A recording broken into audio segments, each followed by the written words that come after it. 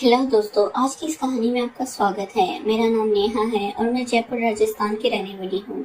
ये घटना इस समय की है जब मेरी 8वीं कक्षा पूरी हो चुकी थी और मेरी स्कूल की गर्मी की छुट्टियां शुरू हो गई थी। मेरी सभी सहेलियां खेलने के लिए हमारे घर आती थी और मैं इनके साथ खेला करती थी। हमारे घर के सामने बहुत बड़ा आंगन था, इस वजह से मेरी सहेलियां हमेशा मेरे घर खेलने के लिए आती थी। इस समय जून की 1 तारीख को जब मैं स्कूल से अपना रिजल्ट लेकर घर आई तो मैंने देखा कि मेरी मौसी और उनका बेटा हमारे घर आए हुए थे। मेरी मौसी की बेटी का नाम विकी है और मैं इसे विकी भैया कहकर बुलाती थी। इस समय इसका भी 11वीं का रिजल्ट आ चुका था और वो 12वीं में जाने वाला था। जब से विकी भैया हमारे घर आया वो हमेशा मेरे साथ और मेरी सहेलियों के साथ खेलने लगा। मेरी मौसी 2 दिन रही और फिर वह अकेले अपने ही घर चली गई। जिस दिन मेरी मौसी अपने घर चली गई इसके अगले ही दिन ये घटना हुई। वो सोमवार का दिन था और इस दिन सुबह मेरे विक्की भैया ने और माँ ने साथ में खाना खाया। हमें खाना खाए हुए करीब 15 मिनट ही हुए थे कि मेरी सहेलियां मेरे घर आई और फिर मेरी सहेलियों ने और विक्की भैया ने टीवी पर फिल्म देखने का फैसला किया। सुबह के लगभग 11 बजे हमने घर के हॉल में टीवी पर फिल्म देखना शुरू किया। वो एक कॉमेडी फिल्म थी, इसलिए हम सभी फिल्म देखने में बहुत मगन हो गए और आसपास क्या चल रहा था इसका हमें कोई होश ही नहीं था। हम टीवी पर फिल्म देख रहे थे तभी माँ हॉल में आई और इन्होंने मुझे और विकी भैया को कहा, मैं बाजार जा रही हूँ और 2 घंटे में घर आऊंगी। हम दोनों फिल्म देखने में इतने मगन थे कि हमने बस सारी लाकर इनकी बात का जवाब दे दिया। माँ ने घर का दरवाजा बंद किया और बाजार चली गई। हम सभी फिल्म देखने में खोए हुए थे। करीब 2 घंटे बाद में फिल्म खत्म हुई। फिर मेरी सहेलियां कहने लगी शाम को खेलने आएगी और ये कहकर वो अपने घर चली गई। फिर मैंने दरवाजा बंद किया और विकी भैया ने टीवी बंद किया। फिर हम दोनों बेडरूम में जाकर बिस्तर पर लेट गए। मेरी नींद लगने ही वाली थी तभी अचानक विकी भैया तेजी से उठे और दौड़ते हुए बाहर निकल गए। मैं घबरा गई और सोचने लगी कि इन्हें क्या हुआ है, अचानक क्यों भाग गए।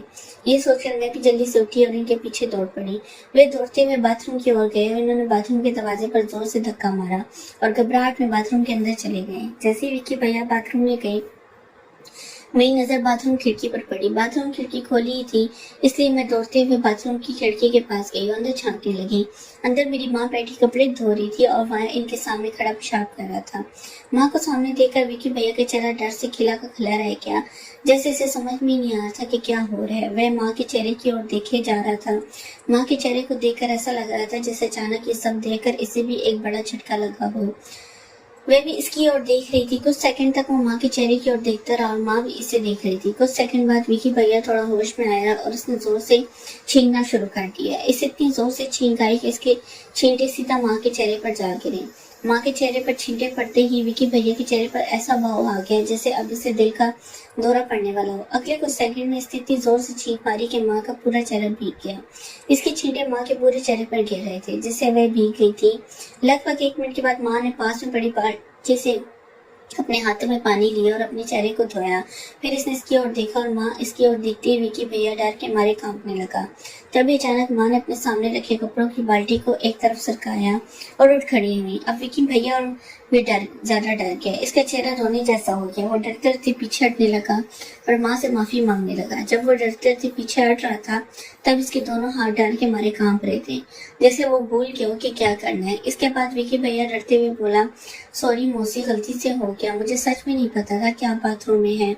मुझे लगा कि आप बाजार गई थी। आपका बाजार से कब वापस आना हुआ ये मुझे पता ही नहीं चला। अगर आपने ये बात मेरी माँ को बता दी तो मुझे बहुत डांटेगी। प्लीज ये बात मेरी माँ को मत बताना। मैं फिर कभी ऐसा नहीं करूँगा। मुझसे ये गलती से हो गया। सच में माफ कर दो प्लीज। असल में मुझे भी पता नहीं चला कि माँ कब और कैसे बाजार से घर वापस आई थी।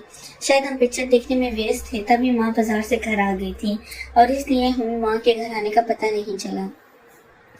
माँ ने विक्की भैया को खड़े रहने के लिए कहा। तब वह डर के मारे कांपते हुए खड़ा हो गया। माँ इसके पास गई और इन्होंने इसके दोनों हाथों को अपने हाथों में लिया और माँ ने कहा, कोई बात नहीं, हो जाता है कभी कभी, तुम डरो मत, मैं किसी को कुछ नहीं बताने वाली, तुम चिंता मत करो, मैं तुम्हारी मदद करूंगी।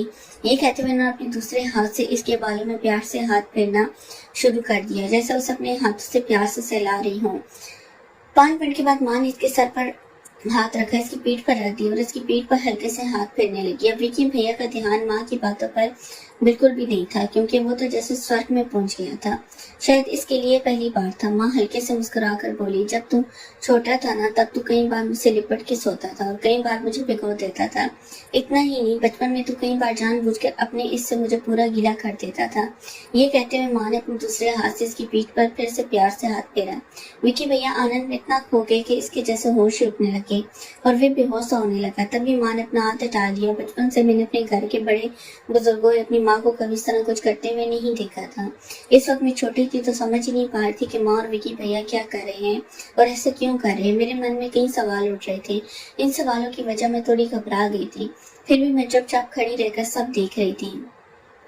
कुछ देर बाद विकी भैया माँ के पास जाकर खड़े हो गए। जैसे ही विकी भैया माँ के पास गए, माँ उठी और पास रखी कुर्सी पर बैठ गई। दोनों ही थके हुए लग रहे थे, पर इनके चेहरे पर एक अलग ही खुशी झलक रही थी। फिर माँ ने बाल्टी से पानी लिया और बोली, विकी ने नेहा कहाँ है? विकी भैया ने जवाब दिया, और बेडरूम में पलंग पर सो रही है। इतना सुनते ही माँ निश्चित हो गई। तभी मैं जल्दी से बेडरूम की ओर भागी और जाकर पलंग पर सोने का नाटक करने लगी। लगभग 5 मिनट में विकी भैया भी बेडरूम में आया और मेरे पास पलंग पर लेट गया। कुछ ही देर में इसकी नींद लग गई, फिर मुझे भी नींद आ गई। शाम के करीब 4 बजे मेरी सहेलियां हमारे घर खेलने आई। तब माँ ने मुझे और विकी भैया को नींद से जगाया। फिर हम दोनों बाथरूम में जाकर अपना हाथ मुंह धोने लगे। हाथ मुंह धोने के बाद मैंने अपनी सहेलियों के साथ खेलना शुरू किया।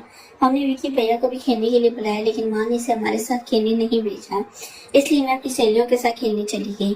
करीब आधे घंटे बाद मुझे प्यास लगी तो मैं पानी पीने के लिए घर के अंदर आई। किचन में पहुंचने पर मैंने जो देखा, इसे देखकर मेरी जल्दी से दरवाजे के पीछे छुप गई और अंदर से झांकने लगी। इस समय माँ ने अपनी आंखें बंद की हुई थी और वो किचन के काउंटर से लगकर खड़ी थी। करीब 5 मिनट तक मैं ये सब देखती रही। फिर मैं घर के बाहर चली गई। अपनी सहेलियों के साथ एक दूसरी सहेली के घर चली गई। वहां जाकर मैंने पानी पिया और अपनी सहेलियों को वहीं रुकने के लिए कहकर मैं अकेली वापस अपने घर आई। घर आकर मैंने देखा कि दरवाजा बंद था, तो मैं घर के पीछे के रास्ते से अंदर जाने लगी। तब मुझे किचन से कुछ आवाज सुनाई देने लगी, इसलिए मैं किचन की ओर गई। किचन की खिड़की खोली थी तो मैंने इस खिड़की से किचन में झांकना शुरू किया। वहाँ 2 लोग किचन में फर्श पर सोए हुए थे। वहां से अजीब सी आवाजें आ रही थी। काफी देर बाद इनकी आवाजें बंद हुई। थोड़ी देर बाद माँ उठकर बैठ गई और मैं वहां से वापस चली गई। रात के 7 बजे जब मैं घर आई तो मैंने देखा कि विकी भैया टीवी देख रहे हैं और माँ किचन में खाना बना रही थी। फिर विकी भैया के साथ मैं टीवी देखने लगी। रात में हमारे खाने के बाद माँ ने जानबूझकर इसे अपने पास सोने के लिए बुलाया। अब हम तीनों बेडरूम में एक ही बेड पर सोए हुए थे, लेकिन वे दोनों एक साथ सो गए थे। बेडरूम में अंधेरा था, इसलिए साफ साफ कुछ दिखाई नहीं दे रहा था, लेकिन दोनों की हरकतों से समझ आ रहा था कि वे क्या कर रहे हैं। कुछ ही मिनट में मेरी नींद लग गई। जब मैं सो गई तब इन दोनों ने फिर से कुछ किया, यानी मुझे नहीं पता। वहां से इसे हमारे साथ खेलने के लिए नहीं भेजती थी, वे हमेशा से अपने पास ही रुकने के लिए कहती थी। अब रोज दोपहर 12 बजे से शाम 4 बजे तक हमारे घर का दरवाजा और सारी खिड़कियां बंद रहती थी, इसलिए मैं इन दोनों को देख नहीं पाती थी। और रात को बेडरूम में अंधेरा होने के कारण मुझे सिर्फ आवाज सुनाई देती थी, लेकिन मैं इन दोनों को देख नहीं पाती थी, इसलिए मैं सो जाती थी। जब जून का महीना खत्म हुआ, जुलाई आया, तब जुलाई को 2 तारीख को हम तीनों खाना खा रहे थे। तभी मौसा और मौसी आए और विकी भैया को अपने साथ ले गए, क्योंकि जुलाई से इनका स्कूल शुरू हो गया था। विकी भैया जब अपने घर गए तो माँ को बहुत बुरा लगा था। जब विकी भैया की 12वीं बोर्ड की परीक्षा हुई तब माँ और मैं मौसी के घर गए और अगले दिन मेरी माँ, विकी भैया और मैं अपने घर लौट आए। इस समय भी दिन और रात में इन दोनों को देखने लगी। जब विकी भैया का परीक्षा का रिजल्ट आया तो अपने घर चला गया। फिर इसने कॉलेज में एडमिशन लिया। वो अपने कॉलेज की छुट्टियों में हमारे घर आता जाता रहता था। आज भी जब कभी विकी भैया कॉलेज में छुट्टियां होती है या इसकी परीक्षा खत्म होती है तो हमारे घर रहने आ जाता है। आज विकी भैया ग्रेजुएशन के 3रे साल में है और मैं स्कूल में 12वीं कक्षा में हूँ और मैं हॉस्टल में रहती हूँ। आज भी मेरी माँ और मेरी मौसी की बेटी की मुलाकात होती रहती है। तो दोस्तों, ये थी हमारी आज की छोटी सी कहानी। आपको ये कहानी कैसी लगी कमेंट करके जरूर बताएं। अगर आपको ये कहानी पसंद आई तो इसे लाइक करें और अपने दोस्तों के साथ शेयर करें। आगे भी ऐसी रोमांटिक कहानियों के लिए हमारे चैनल को सब्सक्राइब करें और बेल आइकन दबाना ना भूलें ताकि आप हमारी कोई भी कहानी मिस ना कर सकें। धन्यवाद।